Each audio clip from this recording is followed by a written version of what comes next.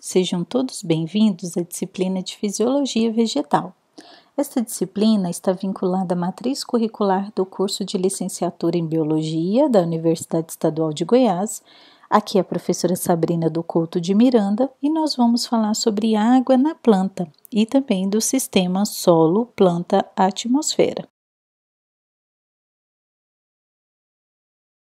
Nosso foco nessa aula será falar sobre a água. A água ela é o líquido mais abundante na Terra, ela é essencial para todos os seres vivos e ela pode compreender até 90% da massa dos tecidos vegetais em crescimento, ou seja, tecidos jovens, plantas em crescimento, exigem, necessitam de uma alta quantidade de água. Além disso, o meio aquoso, que a gente fala bastante lá na química, ou seja, tem que ter água no meio para que as reações metabólicas aconteçam, as reações bioquímicas. E as plantas, elas absorvem e perdem água continuamente para o ambiente.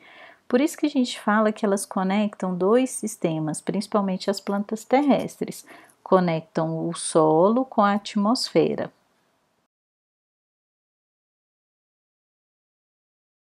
Para termos noção do conteúdo de água que as diferentes partes, tecidos e órgãos das plantas possuem, esse slide mostra que, por exemplo, o interior da célula, que é o protoplasma, tem de 85 a 90% de água.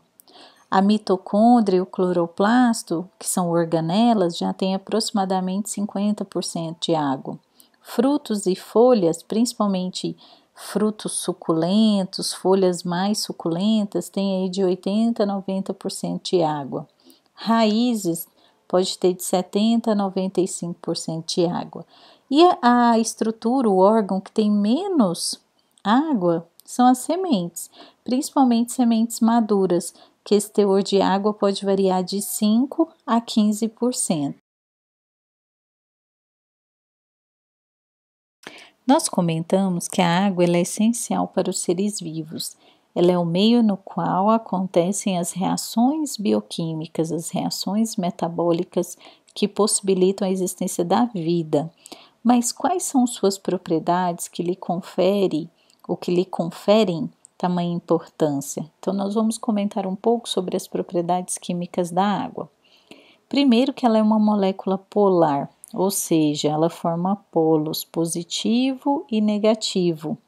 Isso se deve à distribuição desigual dos elétrons, à alta eletronegatividade do oxigênio, que a molécula de água é H2O, 2 átomos de hidrogênio, 1 átomo de oxigênio, e quando a gente analisa a posição espacial dessa molécula, a gente vê que ela tem 4 ângulos, então 2 positivos e 2 negativos, e ela forma pontes de hidrogênio, que são ligações eletrostáticas não covalentes que podem se formar e se desformar a todo momento. E nós vamos ver que essas pontes de hidrogênio são muito importantes do ponto de vista biológico. A água, então, é um excelente solvente, isto porque ela é uma molécula pequena, então ela tem um tamanho pequeno e pela sua natureza polar, como nós falamos no slide anterior. Então, isso faz com que ela se una, ela reaja com substâncias iônicas, ou seja, íons, substâncias que têm cargas positivas ou negativas, cátions e ânions, e moléculas com grupos polares. Então, isto dá uma plasticidade muito grande à água, à molécula de água. Do ponto de vista físico, a água ela tem um alto calor específico, isso ajuda a tamponar as flutuações de temperatura e também tem um alto calor latente de vaporização. Então, ela permite refrescar por evaporação. Então, olha que interessante. Além disso, a água ela tem tendência a ionizar-se, a formar íons, tanto o hidrônio, que é o H3O+, ou H+, e hidróxido, que é o OH-. Então, olha que interessante, essa capacidade de ionizar-se também é uma capacidade muito interessante da água. Ainda no contexto das propriedades da água, como nós dissemos, ela forma pontes de hidrogênio, que são ligações não covalentes. Essas pontes de hidrogênio também originam uma propriedade conhecida como coesão, que se deve a essa atração mútua entre as moléculas. E há uma outra propriedade relacionada à coesão, que é a adesão, que é a atração da água a uma fase sólida. Então, coesão, adesão e também tensão superficial, que também se deve à atração das moléculas de água entre si e pontes de hidrogênio, isso dá um fenômeno conhecido como capilaridade. Então, por isso que a água é tão essencial, porque ela tem algumas propriedades físicas e químicas que lhe conferem habilidades extremamente importantes do ponto de vista da biologia, da bioquímica. Então, nós comentamos nos primeiros slides sobre as propriedades da água, tanto propriedades físicas quanto propriedades químicas, que lhe conferem uma importância muito grande para a vida, para os seres vivos, né? E aí, agora nós vamos pensar assim, tá? Essa molécula de água é uma molécula pequena, ela é uma molécula polar, ela forma pontes de hidrogênio, ela tem uma capacidade de ionizar-se. E como que ocorre o movimento da água nos diferentes sistemas? Então, esse movimento da água, ele vai envolver basicamente 3 processos: a difusão, a osmose e o fluxo de massa.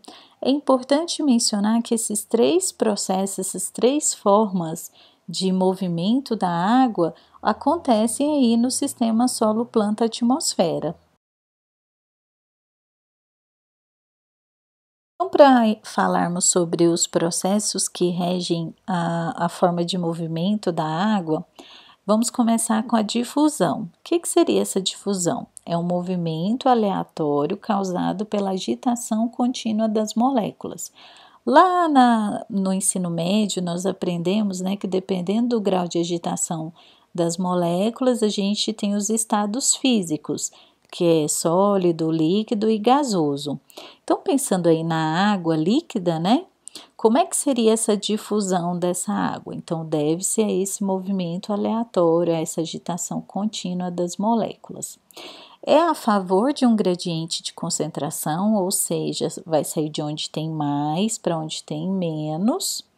E ela é rápida, só que a curtas distâncias. Então, a difusão ela é eficiente ali numa escala bem detalhada, digamos assim, numa escala bem refinada mesmo. E substâncias como água, o oxigênio, o gás carbônico, eles difundem-se livremente através da membrana plasmática. Então, nessa figura que eu coloquei no slide, a gente vê que a água ela pode atravessar as membranas, então é um fragmento, um pedaço da membrana plasmática, onde a gente tem aí a bicamada de fosfolipídios e o destaque para uma proteína integral. Então, ela pode atravessar as membranas pela difusão, que é essa agitação contínua das moléculas, através dessa bicamada lipídica, né, como a gente está vendo aí do lado esquerdo, e pela difusão linear de moléculas de água através de poros seletivos para a água. Esses poros são formados em um tipo específico de proteína que se chama aquaporinas. Então, isto acontece com frequência aí nas células vivas. Neste slide eu vou falar da osmose. A osmose é um processo que rege o movimento da água através de uma membrana seletivamente permeável. E como que ocorre isso? Então, a água ela vai se deslocar do meio de maior potencial hídrico para o meio de menor potencial hídrico, passando por uma membrana. Se nós observarmos o esquema que está aí no slide, Então, a gente vai analisar da esquerda para a direita. Então, do lado esquerdo, as bolinhas azuis menores representam a molécula de água. No meio, em cinza, a gente tem a membrana seletivamente permeável. E as bolinhas vermelhas maiores representam o soluto. Do lado esquerdo, então, o potencial hídrico é maior porque a concentração de soluto é mais baixa. Consequentemente, o potencial osmótico é mais alto. Então, as moléculas de água vão se deslocar para o lado direito, que o potencial hídrico é mais baixo porque a concentração de soluto está mais alta. Este deslocamento vai acontecer até haver equilíbrio no sistema. Fluxo de massa é um processo que rege o movimento da água, onde esse deslocamento acontecerá de um local para o outro devido à diferença de energia potencial. Essa diferença é ocasionada pelo potencial hídrico, ou seja, a água vai se deslocar de onde ela está mais abundante para onde ela está mais escassa, de maior potencial hídrico para menor potencial hídrico. E o fluxo de massa ele é muito comum para deslocamento de água a longas distâncias, como nós vamos ver mais para frente. O fluxo de massa por pressão, então, é o principal responsável pelo transporte de seivas, que tem em sua composição principalmente água, tanto a seiva bruta quanto a seiva elaborada. E esse deslocamento ocorre a longas distâncias no corpo da planta. Neste slide, eu estou retratando os transportes que acontecem através da membrana plasmática. E eu comentei com vocês lá na aula sobre células que nós temos muitas membranas, né, no interior da célula. Tanto a própria membrana plasmática, que envolve a célula, quanto as organelas membranosas, que formam aquele sistema de endomembranas, onde a gente tem ali a conexão do núcleo já com o retículo endoplasmático, com o complexo de Golgi, enfim, a gente tem muita membrana na célula. E as membranas, elas regulam a quantidade, a direção, o tipo de movimento das substâncias. Além disso, elas causam diferenças de potenciais elétricos ou voltagens que são importantes também para reações bioquímicas. Então, neste esqueminha, a gente tem um fragmento de uma membrana plasmática, então a gente vê a bicamada lipídica e as proteínas. Então, na membrana, a gente vai ter tanto difusão simples, que é quando o soluto ele se difunde a favor de um gradiente de concentração pela bicamada lipídica, facilmente, né? Pela agitação das moléculas. A gente tem também a difusão mediada por proteína ou por uma proteína de canal, como as aquaporinas, que nós vimos anteriormente. Aí, no caso, quando eu tenho a ajuda de uma proteína, é uma difusão facilitada.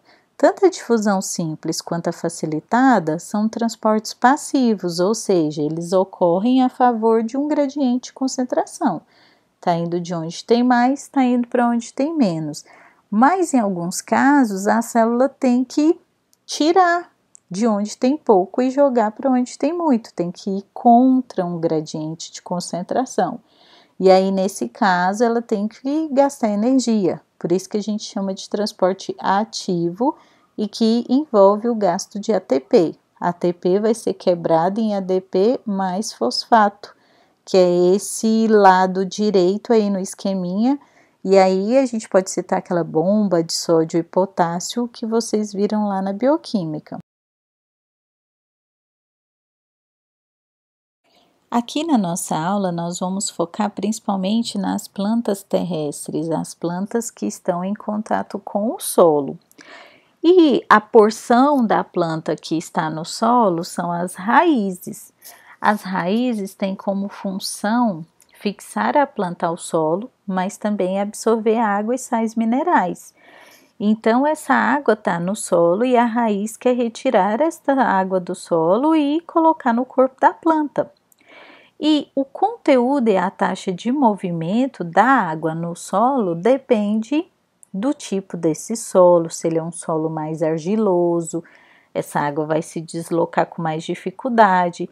Se ele é um solo mais arenoso, essa água se perde facilmente, né? Então, a estrutura do solo vai influenciar no deslocamento dessa água no solo. O solo, ele é um complexo formado tanto por água, ar e partículas. Às vezes a gente fica pensando assim, mas tem ar no solo? Claro que tem, porque a raiz, por exemplo, é uma parte viva, é um órgão vivo. Ela respira, então precisa ter ar para que os seres vivos vivam nesse solo, que também a gente pode considerá-lo vivo, porque ele abriga seres vivos. As partículas, em linhas gerais, a gente pode denominar areia, argila e silt. A areia seria a partícula de maior tamanho, o silt tem tamanho intermediário e a argila tem um tamanho menorzinho. E além disso, a gente também tem a parte orgânica, o material orgânico que faz parte desse solo. Então, os solos mais argilosos vão ter um teor de argila maior, os solos arenosos, um teor de areia maior. Então, esses percentuais de teores de partícula influenciam no tipo e na estrutura do solo. E, consequentemente, na facilidade ou na dificuldade que a água vai ter para se deslocar nesse solo. Normalmente, o fluxo de massa é o tipo de processo que rege o movimento da água no solo e ele é governado por esse gradiente de pressão. A taxa de fluxo da água no solo é relacionada ao tamanho desse gradiente de pressão e à condutividade hidráulica do solo, se essa água vai se deslocar mais fácil ou com mais dificuldade. É aquele exemplo bem simples lá da escola, né? Se a gente pega um solo bem argiloso, a água ela fica presa nesse solo ali mais tempo, mais úmido, né? Se eu pego um solo bem arenoso, a areia, eu jogo água, a água, devido ao tamanho das partículas de areia serem maiores, ela é perdida com mais facilidade. Então, o ideal é você ter ali uma mistura dessas partículas, mais ar, mais água nesse solo, para facilitar o desenvolvimento das raízes e o crescimento das plantas. Este esquema aqui no slide representa então este contato da raiz com o solo, né? Então aí a gente tem que entender que o sistema radicular ele tem essa função de fixação e absorção. E se a gente analisar o sistema radicular, a porção que mais tem contato, né, a maior superfície de contato ali de absorção são os pelos radiculares, que eles são prolongamentos das células epidérmicas e eles têm uma alta capacidade de absorção devido ao contato ali em fina escala com a água e também com os nutrientes minerais que estão ali naquele solo. Então, aí no esquema, a gente tem os pelos da raiz, eles fazem esse contato íntimo da raiz com as partículas de solo, aumentando a superfície de contato, favorecendo a absorção de água e nutrientes minerais. Então, a raiz é a parte do sistema subterrâneo da planta que vai entrar em contato com o solo e, consequentemente, com a água e com os nutrientes minerais. Aqui nós estamos focando na água. Então, o pelo radicular, que é esse prolongamento das células epidérmicas ali da raiz, ele entra em contato com a solução do solo. E aí, o que vai acontecer? A água ela vai entrar na raiz. Quando ela entra ali na raiz, ela pode ter rotas de movimento, de deslocamento, até chegar na parte mais interna do órgão da raiz para chegar no xilema, porque o xilema é o sistema condutor de água e sais minerais. Então, o pelo radicular, ele entra em contato com a água no solo, a água entra para dentro do pelo radicular e ela pode seguir as rotas que a gente chama de apoplástica, simplástica e transmembrana. Então, ela pode seguir essas 3 rotas, ou as 3, ou uma, ou outra, durante esse percurso aí. O que diferencia essas rotas? A facilidade que a água vai ter para se deslocar aí nesse tecido. Então, logo após a epiderme, logo após o pelo radicular, a gente vai ter uma região de células parenquimáticas que a gente chama de córtex. Então, a água entrou. Se a água seguir as paredes celulares contíguas, que nesse esqueminha aí que vocês estão vendo no slide, eu cortei uma raiz e estou analisando os tecidos desta raiz. Então, a linha verde está mostrando a rota que a gente chama de apoplástica, ou seja, a água entrou no pelo radicular, só que ela vai seguir as paredes celulares. Ela não vai entrar dentro da célula, lembrando que a parede celular de células vivas é a parede celular primária, e uma célula está conectada à outra via paredes celulares. Então, ela vai seguir o que a gente chama de rota apoplástica, que é a setinha, a linha verde que vocês estão vendo no slide. Mas ela também pode seguir a rota simplástica. O que é essa rota simplástica? Então, a água entrou no pelo radicular e entrou dentro da célula, principalmente ali via o sistema de endomembranas. Então, ela vai passando de uma célula a outra, entrando dentro da célula via plasmodesmos. Lembra lá da aula sobre célula que eu falei dos plasmodesmos, onde a gente tem os desmotúbulos, que são conexões de uma célula a outra, né? O citoplasma de uma célula se conecta com o citoplasma de outra célula adjacente. Então, essa rota de conexão aí via membranas, via desmotúbulos, a gente chama de simplástica. E é a linha preta. A rota transmembrana é via vacúolos. Eu comentei com vocês também na aula sobre célula que o vacúolo, ele é uma organela que pode ocupar 90% do interior da célula e ele tem bastante água no seu interior. Então, a água também pode ir se deslocando via vacúolos e ele vai se deslocando até onde?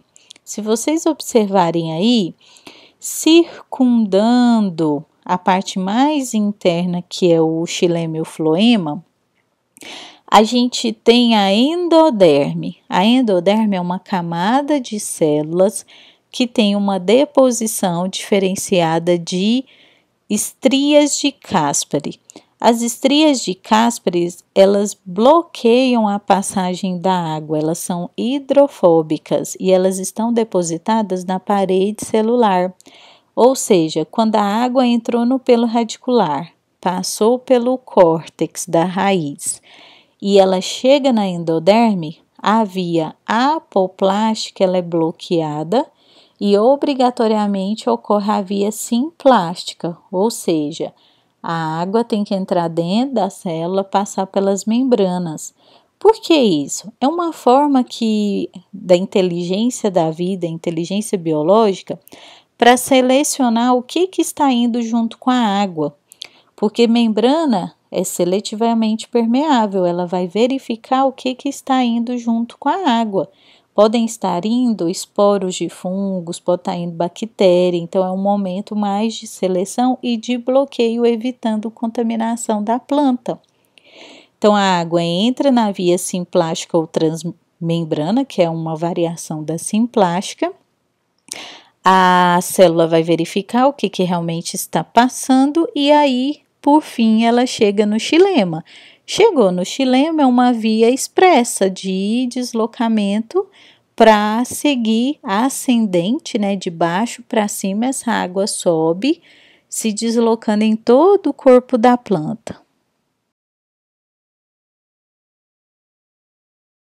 Comentamos no slide anterior, então a água ela sai do solo, passa para o pelo radicular, via diferença de gradiente de concentração. Então, ela sai de onde tem mais, que é o solo circundante, entra na raiz.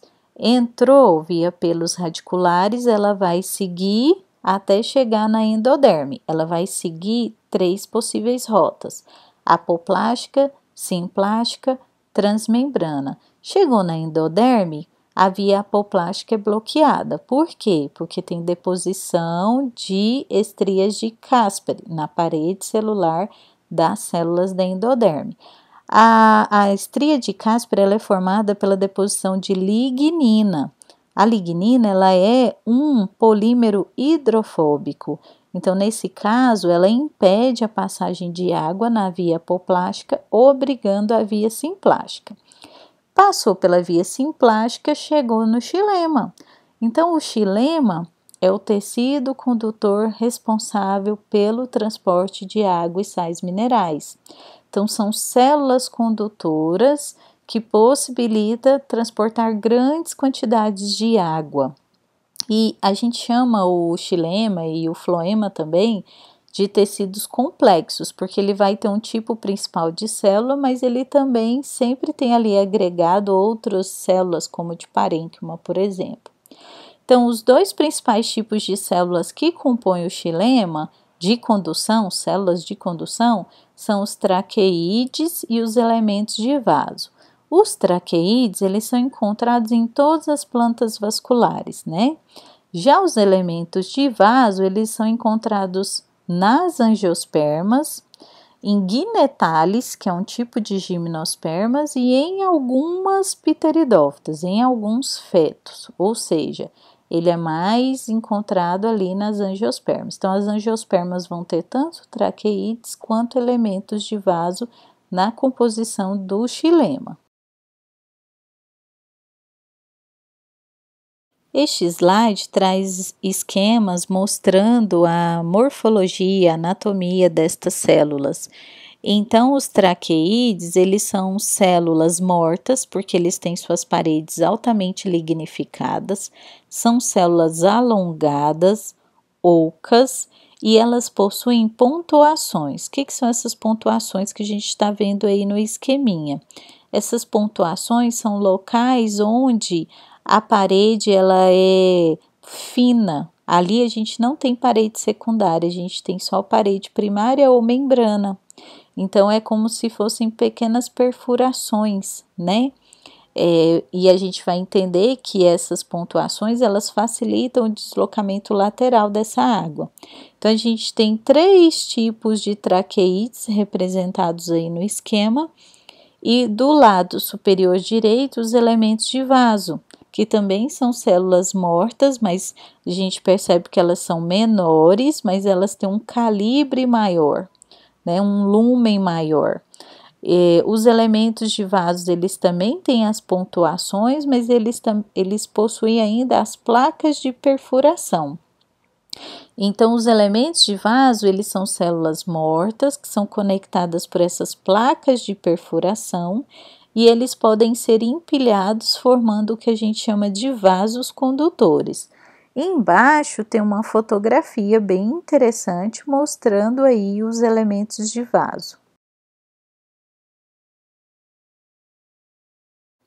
Então, o xilema, ele é o sistema condutor de água, mas é importante ressaltar que o floema, que a gente sabe que faz o transporte de seiva elaborada, que tem os açúcares, né?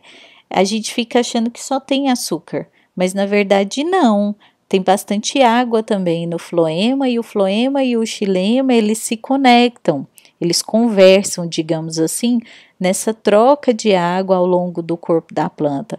Por exemplo, quando a seiva elaborada ela está muito concentrada ali, está com alta concentração de carboidratos, naturalmente a água vai se deslocar, né? Então, ela sai do xilema e passa para o floema. E vice-versa, se a seiva elaborada tiver muito rala, com muita água, muito diluída, aí ela passa também para o xilema ou passa para outras células ali ao longo do deslocamento. Então, por mais que a via xilemática seja ascendente, a água se desloca principalmente de baixo para cima. Fonte e dreno, né? A fonte é a raiz, porque a raiz retirou água do solo. O dreno são as outras partes da planta que estão usando essa água. O floema é via descendente, né? De cima para baixo. porque as folhas, a parte aérea faz a fotossíntese e essa seiva elaborada se desloca para baixo, para as outras partes, levando nutrientes orgânicos. Mas são sistemas dinâmicos e que eles trocam substâncias, trocam informações ao longo deste transporte. Por isso que a gente fala que eles são intimamente associados, tanto espacial quanto funcionalmente. E aí nós temos que pensar numa pergunta. Então, como que a água se movimenta? Qual é a força que puxa essa água ou que empurra essa água? Então, se a gente pergunta assim, como a água se movimenta? Aí vem duas coisas à cabeça. Ou a água ela é empurrada de baixo para cima, ou seja, da raiz para a parte aérea, ou ela é puxada a partir do ápice, né? Então, vamos entender o seguinte. Há a formação de um gradiente de potencial hídrico em decorrência de uso ou de perda de água. Então, o que causa uso? É o funcionamento metabólico, as reações metabólicas, a gente usa água, a célula usa água, a planta usa água. E o que seria essa perda? Transpiração. Então, a folha, ela transpira. E por que isso, né, gente? Quando a gente vai lá para a folha da planta, a gente tem os estômatos. Os estômatos são aqueles poros especializados para abrir e fechar, possibilitando trocas gasosas. Para que a planta quer os gases? Para respirar e para fazer fotossíntese, certo? Só que toda vez que o estômato abre para fazer trocas gasosas, perde água. Por que perde água? Por diferença de gradiente. Tem muito mais água na planta do que no ambiente circundante. E aí a água sai. Ela sai da planta e vai para a atmosfera. Então ela perdeu a água. Se ela perder muita água, isso vai ser ruim. Então ela tem que ficar ali controlando essa perda durante as trocas gasosas. Só que essa perda ou esse uso, perda via transpiração, uso via metabolismo, gera uma diferença de concentração. A folha fica com menos água. Aí ela puxa do xilema, que puxa fazendo uma corrente até chegar lá na raiz que puxa a água do solo. Então, é uma corrente de diferença de gradiente hídrico, de potencial hídrico, que causa esse deslocamento da água. Então, aí envolve tensão, coesão, envolve capilaridade desses vasos que são muito pequenos, né? E é importante a gente mencionar que alguns fatores podem prejudicar essa corrente de água que se forma nesses vasos contíguos, nessas células conectadas do xilema. O xilema ele está no corpo todo da planta, desde a raiz até a folha. A gente tem xilema e tem floema também, claro. Mas o que pode bloquear, prejudicar essa conexão, esse transporte de água? Tem dois processos que a gente pode citar, né? Cavitação e embolia. Ou seja, quando eu formo bolhas, eu gosto de citar esse exemplo. Quando falta água na nossa casa, a caixa d'água fica vazia, vai entrar ar no sistema de caneamento. Aí, quando a água volta, ainda tem ar no cano. Então, a caixa d'água enche, você abre a torneira, começa a sair ar, porque entrou ar, formou bolhas de ar no sistema de caneamento. Enquanto aquele ar não sai, a lâmina de água não sai contínua na torneira. Então, a gente pode fazer uma analogia com o xilema. Por exemplo, se vem um inseto fitófago que suga seiva, ele perfura o tecido da planta e fica sugando a seiva. Beleza. Quando ele sai, quando ele tira o seu aparelho bucal, o ar entra. Então, eu formei bolhas de ar ali naquele tecido condutor. Então, eu prejudico muito. É prejudicial não só porque ele sugou a seiva da planta, mas também quando ele sai, ele gera ali um dano físico nos tecidos de condução, entre a bolha de ar, e isso pode causar muito prejuízo ao sistema condutor dessa planta. Então, a transpiração, ela funciona como um motor, aquela coisa do mal necessário, ao mesmo tempo que ela é ruim, porque a planta perde muita água, né? Cerca de 99% da água que as raízes absorvem é liberada na forma de vapor de água, na forma de transpiração. Por outro lado, ela gera essa energia, essa força aí que faz essa água se deslocar no corpo da planta. Para que essa perda seja controlada ao máximo possível, né? A planta, ao longo de sua história evolutiva, criou adaptações, o próprio estômato, que é um poro especializado, que a planta consegue controlar. A abertura e fechamento é uma coisa muito interessante, uma evolução, um atributo evolutivo fantástico. Mas cutícula, né? A cutícula, ela impermeabiliza a epiderme e evita a perda de água. E essa transpiração, então, é o mal necessário, né? A planta transpira porque ela precisa fazer trocas gasosas, mas por outro lado, isso gera ali a corrente transpiratória que movimenta essa água no corpo da planta, assim, sem gasto de energia, digamos, estou gastando água. A abertura e o fechamento dos estômatos é influenciada pela concentração de CO2. Se a célula da folha do mesofilo foliar, que são os tecidos internos da folha, está com uma alta concentração de CO2, ela não abre o estômato, porque ela está bem, está fazendo fotossíntese, tem bastante CO2 ali, beleza. Mas se essa concentração cai e a fotossíntese começa a ficar comprometida, isso força a abertura do estômato. Luz também, né? Normalmente a luz é um estímulo para essa abertura do estômato, mas um excesso de luz também pode causar o fechamento dos estômatos. E temperatura, né? Uma temperatura ali ideal para que as reações bioquímicas aconteçam, em torno ali de 26 graus Celsius, 27 graus Celsius, normalmente faz o estômato abrir, favorece as reações metabólicas. Mas temperaturas muito elevadas, principalmente acima de 30 graus Celsius, vai fazer o estômato fechar. Então, a taxa de transpiração, ela é influenciada por temperatura, ela é influenciada por umidade, ela é influenciada por correntes de ar, são fatores externos que influenciam também essa taxa de transpiração da planta no ambiente. Este slide traz um esquema onde eu fiz um corte anatômico da folha. Então, lá em cima tem a folha, eu fiz um corte anatômico, estou olhando a lâmina ao microscópio. Então, estou vendo aí o mesofilo foliar, ou seja, os tecidos da folha que estão entre as epidermes superior e inferior.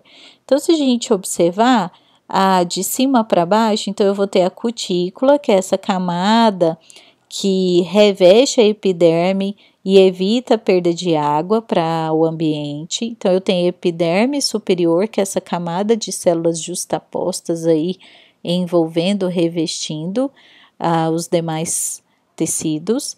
E eu venho o parênquima palissádico, parênquima lacunoso, eu tenho os sistemas condutores, xilema e floema, e a epiderme inferior. Os estômatos, normalmente, principalmente em ambientes mais quentes, mais secos, eles se localizam na face abaxial, na face de baixo da folha.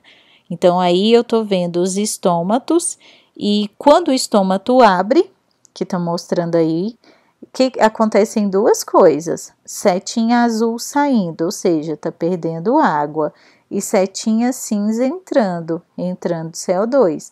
Então, tem mais CO2 na atmosfera do que na célula. Então, ele entra por diferença de concentração. Mas tem mais água na planta, no tecido da planta, do que no meio circundante. Então, a água sai. Então, mostra aí o que é que acontece lá no tecido foliar da planta.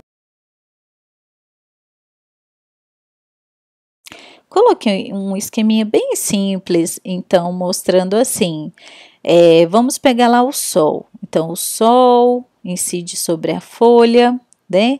Essa folha ela tem que fazer fotossíntese, os estômatos vão abrir, essa folha vai perder água para o ambiente circundante, ela vai ter transpiração. Isso vai diminuir o potencial hídrico dessas células do mesofilo foliar, o que vai gerar o que a gente chama de um evento em cadeia. Porque se a água ali no mesofilo foliar começa a faltar, é como se uma célula puxasse da outra que tem, que puxa da outra que tem, que puxa do xilema. E o xilema gera essa cadeia de eventos para que a raiz também retire essa água do solo. Então, esse esqueminha bem simples é meio que conectando o que acontece na parte aérea com a parte subterrânea. Então, a folha usa muita água para fazer fotossíntese, perde muita água pela transpiração, o que gera uma cadeia de eventos que força a raiz a puxar a água do solo. E dessa forma eu conecto o sistema solo-planta-atmosfera, né? Porque a água sai do solo, passa para a planta, vai para a atmosfera. Na atmosfera, essa água vai ficar na forma de vapor, vai formar as nuvens, depois vai precipitar novamente na forma de chuva, água líquida, volta para o solo passa para a planta. Então, por isso que a gente fala que as plantas terrestres, principalmente as árvores, elas têm um papel muito importante aí para conectar o sistema solo e atmosfera e realmente impacta o clima da região, a temperatura, a umidade. Este gráfico, gente, é um gráfico bem interessante que ele mostra a sensibilidade de processos fisiológicos a alterações no potencial hídrico. Então, se a gente analisar aí o eixo X, a gente tem o potencial hídrico, né?